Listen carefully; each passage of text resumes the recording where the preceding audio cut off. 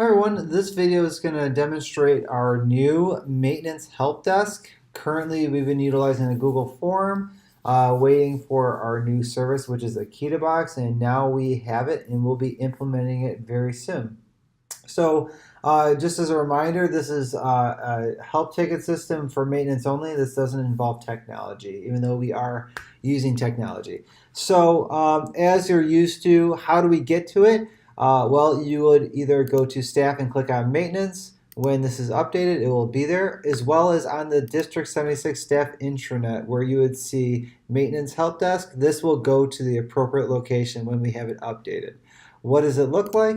Well, when you click on it, it would look like this. Doesn't involve you to log in at all. Just select the school that you're at.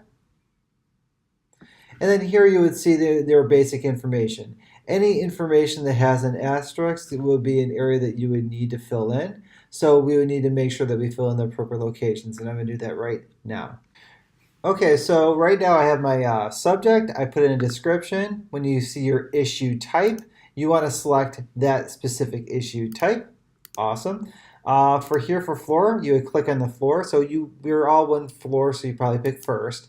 And then for room, you would wait for this to load and you could select your classroom. Now, a really cool thing is you can start typing the word classroom and that will go directly to here.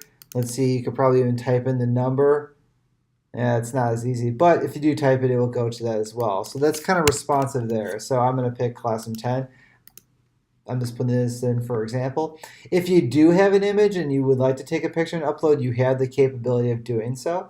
Just make sure that you're doing this from your computer, that you would have to have the picture saved on your computer to upload. Name is great, so you want to make sure you put your name. Email is essential, so you need to put in your email, right?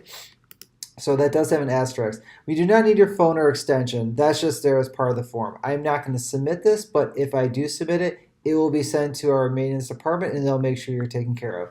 Hope you enjoy.